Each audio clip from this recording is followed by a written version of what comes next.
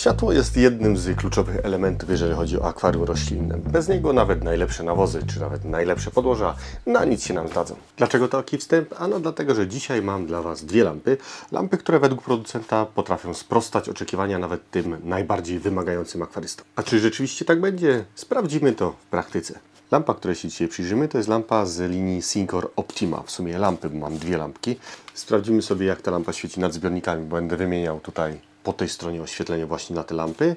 Zobaczymy, jak skonfigurować aplikację i w jaki sposób ta aplikacja działa, ile nam światła rzeczywiście daje nam ta lampa, jaką moc taką rzeczywistą, jeżeli chodzi o rośliny, nam daje ta lampa. No i na koniec może jeszcze sprawdzimy, ile rzeczywiście prądu pobiera nam ten sprzęt. Sprawdźmy, co mamy w zestawie. I mam tutaj do prezentacji, dostałem dwie lampy, jedną o mocy 75 W, drugą o mocy 45 W. Lampy, moc jest również ich długością, bo lampa 75 W ma 75 cm i dodatkowo, jeżeli już włożymy stópki i zdecydujemy się na to, żeby mieć akurat ją na stopkach, no to wtedy możemy doliczyć po 10 cm z każdej strony, czyli ona wtedy jest do zbiorników maksymalnie 95 cm.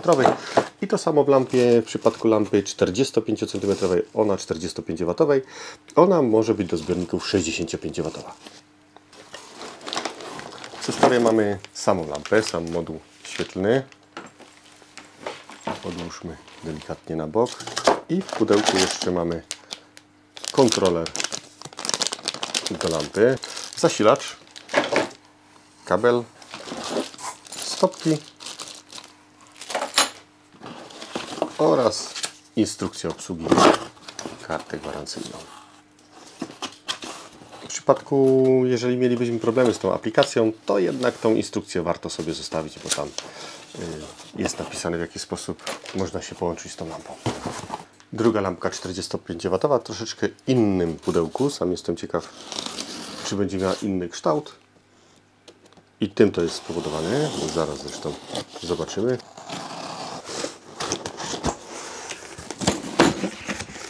Jedna lampa ma taki sam kształt, tylko po prostu inne pudełko. I tu również zasilacz, sam moduł świetlny,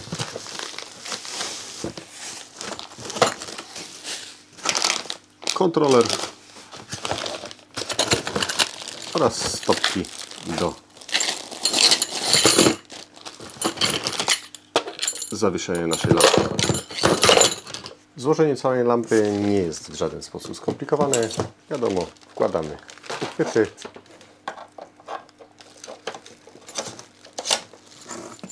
I następnie kontroler nasz LEDowy.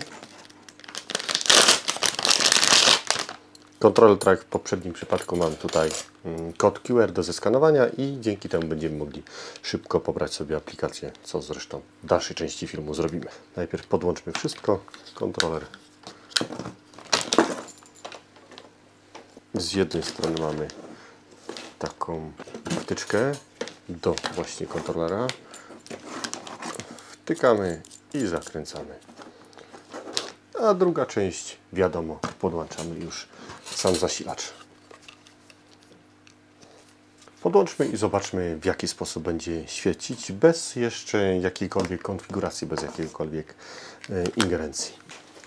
Lampa podłączona jest bez jeszcze konfiguracji poprzez moduł. Zresztą jej się nie da podłączyć bez tego modułu świetlnego, tak jak w poprzednim przypadku. I lampa sygnalizuje nam to, że nie jest podłączona. Sygnalizuje nam poprzez właśnie włączanie różnych kolorów diod. I od razu widać, jakie mamy tutaj diody. Mamy niebieską, czerwoną oraz białą. Kolorami oraz intensywnością tych kolorów możemy sterować właśnie dowolnie poprzez tą aplikację. Pierwsze wrażenie lampy na mnie zrobiłem bardzo dobre. Mam nadzieję, że również będą bardzo dobrze świecić, bo nie tylko o wygląd chodzi. Lampy mają przez sam środek takie wyżłobienia. Wyżłobienia są po to, żeby można było tam włożyć zawieszki, co zresztą dzisiaj zrobimy. Mają również wyżłobienia tutaj z boku, bo no, to jest dość mocne światło i jeżeli przeszkadzałoby nam to, raziłoby nas to po oczach, to można sobie dodatkowo dokupić jeszcze takie osłony z tej strony boczne. I jeszcze dodatkowo mają tutaj taki troszeczkę inną fakturę po bokach, po prawej i po lewej stronie, po to, że lampy są modułowe i można je połączyć później w jedną lampę, również za pomocą specjalnych złączek. Wtedy lampa będzie wyglądała, dwie lampy będą wyglądały jak jedna cała. Fajny pomysł w momencie, kiedy przypuśćmy tak jak ja będę miał teraz dwie lampy i na przykład gdybym chciał to wrzucić na jakiś zbiornik większy, dłuższy, który akurat by miał tyle centymetrów, ile te dwie lampy razem, no to wtedy już nie muszę się martwić, jedno oświetlenie będę miał gotowe do tego, a nie będę musiał dokupować dwóch lamp, osobnych lamp. Znajdą się wśród Was takie osoby, które na pewno powiedzą, że takie dodatkowe akcesoria to nie jest dobry pomysł, no bo trzeba dodatkowe pieniądze zapłacić za tą lampę. Powiem tak, według mnie to jest fajny pomysł, bo nie każdy potrzebuje. Na przykład nie każdy chce wieszać na wieszakach te lampy. Ja będę wieszał tylko jedną lampę, a drugą nie. No to po co mi taki wieszak? To samo się tyczy tych zasłonek bocznych. Dzięki temu sama lampa może być troszeczkę w niższej cenie, a jeżeli ktoś potrzebuje dany gadżet do tej lampy, no to bez problemu może go dokupić. Oczywiście jestem ciekaw, jak Wy się na to zapatrujecie, także napiszcie w komentarzach. Skonfigurujmy je, zobaczmy, w jaki sposób ta aplikacja wygląda i jak później, na co nam pozwala ta aplikacja, w jaki sposób możemy sterować tą lampą.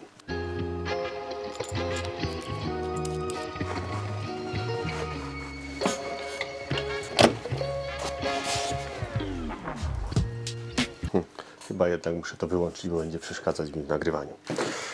Dobra. Nie wiem jak Wy, ale ja u siebie mam taką możliwość tutaj na samej górze. Skaner kodów QR.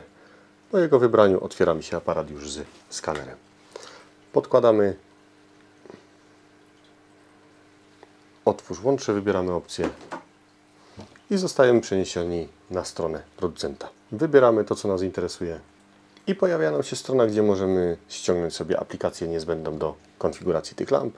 Wybieramy następnie zainstaluj i aplikacja będzie zainstalowana na naszym telefonie. Jak już mamy zainstalowaną aplikację, no to wtedy mamy opcję otwórz, klikamy otwórz, aplikacja się uruchomi.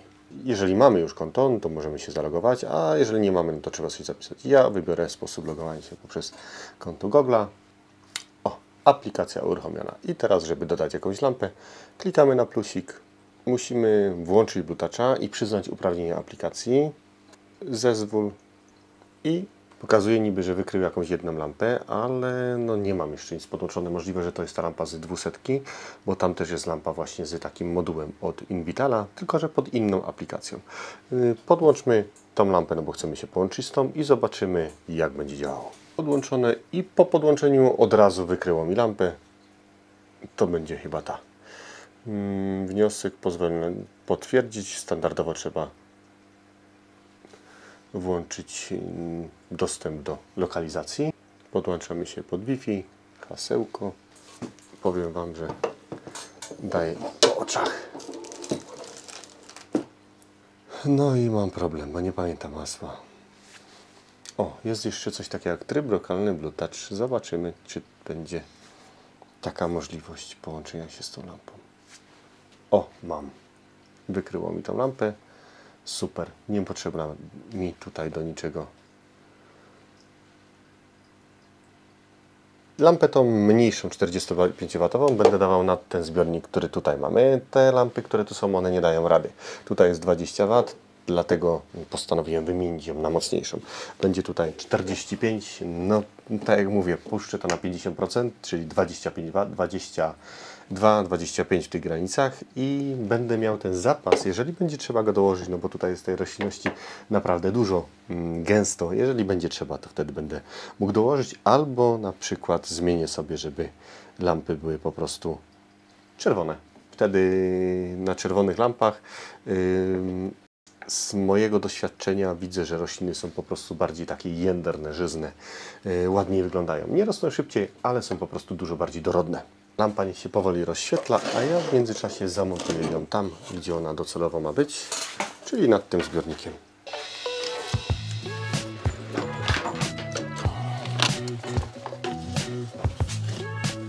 W ustawieniach samej lampy mamy takie koło, gdzie możemy suwakiem wybrać sobie kolor, jaki chcemy osiągnąć. Troszeczkę musimy to robić na wyczucie, bo paleta barw jest pomieszana. W naszej lampie nie ma zielonego koloru, a w aplikacji ona jest. Następnie pod spodem jest suwak intensywności, którym tutaj już bez problemu możemy ustalić, jak mocno lampa ma świecić. I tutaj, gdyby te kolory były dla nas niewygodne, możemy jeszcze sterować kolorami za pomocą osobnej opcji. Tutaj mamy już konkretne kanały, lampy czerwone, białe oraz niebieskie. Ustalamy, z jaką mocą mają one po prostu świecić. Bardzo fajne, bo ustawienie to nie nadpisuje nam ustawienia mocy całej lampy. Tutaj po prostu ustawiamy, jakie diody mają jak mocno świecić. A całą moc lampy możemy ustalić osobno. Tak jak tutaj mamy na przykład czerwone ustawiłem na maksa i białe ustawiłem na maksa, a niebieskie wyłączyłem całkowicie. Akurat tych nie chcę.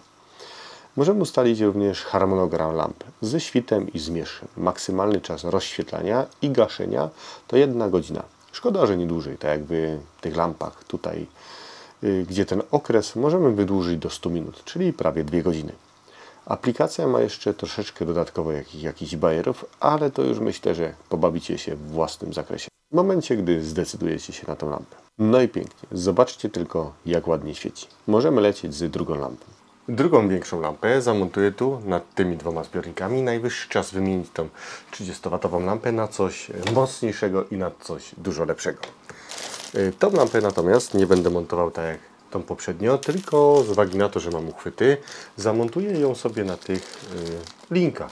Zobaczymy, jak będzie się prezentować. Akwarium jest mega zarośnięte i tak na dobrą sprawę niewiele tutaj, jeżeli chodzi o ten dół, widać. Nad zbiornikiem teraz mamy lampę 30W i sprawdzimy, jak wypadnie tutaj ten Syncor Optima 75W. Oczywiście skręcę go, żeby było porównanie do tego, co mamy teraz. Tak mniej więcej będę starał się ustawić 30W. Na duży plus, przynajmniej jak dla mnie, to, że mają ten kabel naprawdę długi. Nie musimy się martwić, że kabla nam zabraknie. Mamy jeszcze, kabel jeszcze cały nie jest rozwinięty, no bo tu mamy jeszcze kabel od zasilacza. Nie rozwijam go, bo nie ma takiej potrzeby.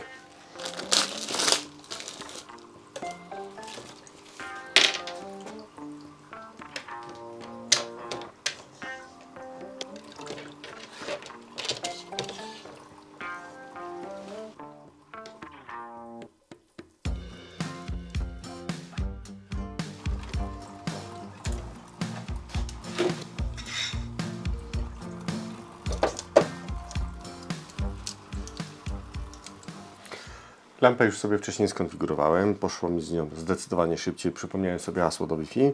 Chociaż to jest bardzo fajne, bo nie ma konieczności tego posiadania internetu, bo można przez tego blutacza podłączyć, tutaj to wcześniej widzieliśmy. Ona jest teraz na 20%. Lecimy do góry. Ciężko jest wysiedzieć. 100%. Powiem Wam, że świeci masakrycznie. Wszystkie diody są na maksa. Zmniejszymy. Mamy teraz tylko i wyłącznie białe diody. Tylko czerwone. Czerwone, niebieskie. Same niebieskie. I znowu wszystko na maksa. Niebieskie sobie wyłączę, bo ich nie będę miał. Czerwone zmniejszę troszeczkę. I myślę, że to jest to. Myślę, że tak będzie światło tutaj na co dzień świeciło. Ja siedzę dość nisko i przy tych 60% to akurat mogę wysiedzieć, bo gdybym dał je na 100%, to naprawdę ciężko jest wysiedzieć, bo strasznie bije to po oczach. Lampa jest naprawdę mocna. Jeszcze sprawdzimy sobie, ile one tutaj nam tych luksów dają i sprawdzimy do poprzedniego oświetlenia, które tu miałem, przynajmniej do tego tu, nad tym zbiornikiem, nad tymi 2 zbiornikami, no bo tutaj te 30 już pochowałem. Lampa jest teraz skręcona na 60%, czyli tyle, ile będę chciał, taką mocą będę chciał oświetlać te 2 zbiorniki i ona na tej mocy daje mi luksów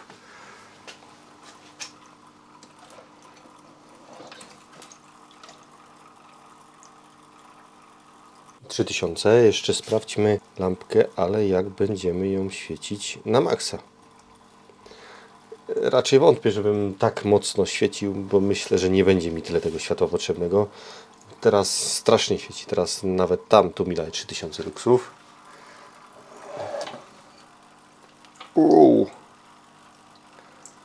12 tysięcy.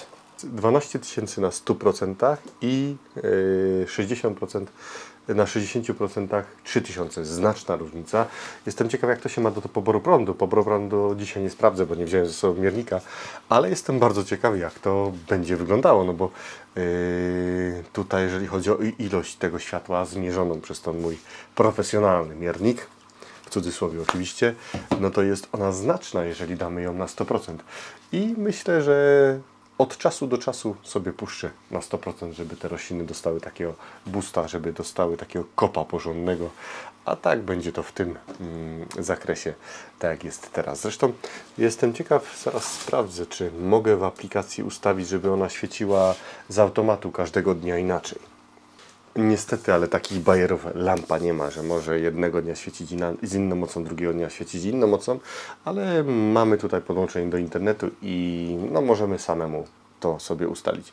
Może w przyszłości producent doda takie coś. Bardzo fajne by było w momencie, kiedy ja bym mógł sobie ustawić harmonogram. Poniedziałek, wtorek, środa, żeby to świeciło tylko i wyłącznie tak delikatnie, wiecie, żeby było na przetrwanie roślinom. Czwartek, żeby się rozświecało troszeczkę mocniej. Piątek, żeby świeciło na maksa, żeby dać porządnego kopniaka roślinom, żeby one odżyły i później stopniowo, żeby każdego dnia było inaczej. Bardzo fajnie by to było. Ciekaw jestem, czy w przyszłości dodadzą taką funkcjonalność.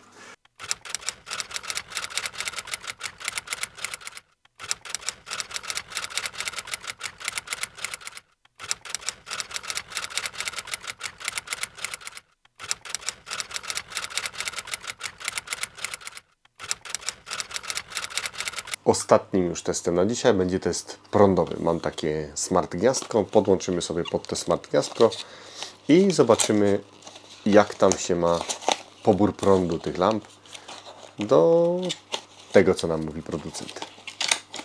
Kupiłem kilka takich gniazdek, żeby sprawdzić, ile ta moja galeryjka pobiera prądu, ale tak na dobrą sprawę przestraszyłem się i nigdy ich nie zainstalowałem. Dobra, gniazdko mamy zamontowane. Pokażę Wam, żeby było wiadomo, włącza się i wyłącza. Sprawdzę jeszcze dla pewności, czy mam 100%. Nie, 60%. Dajmy stówkę. Mamy stówkę. Stówka pobiera nam ile tego prądu? Pomiar jeszcze się nie zaktualizował. Later. Dobra, lampka złapała. Pokażę Wam jeszcze raz. Na tym ustawieniu niestety taki miernik. Wyłączam, włączam i mamy tutaj pomiaru 78 W. To by się mogło zgadzać, bo mamy zadeklarowaną wartość lampy 75 W, no i jeszcze możemy mieć, wiecie, stratę na zasilaczu, ten sterownik, no bo on jest cały czas podłączony z Wi-Fi i on też jakiś tam prąd pobiera cały czas. Pobawiłem się trochę i ten pomiar wraz z zabawą, jak zwiększałem bądź też zmniejszałem moc, rozjeżdża się troszeczkę.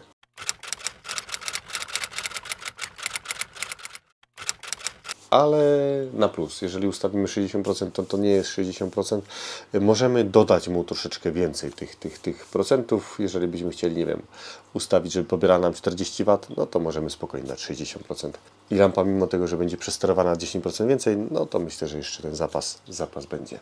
Sprawdziłem jeszcze, ile lampa pobiera nam prądu w tej fazie czuwania, bo to mnie zawsze zastanawia i nie lubię na przykład, jak sprzęt jest podłączony do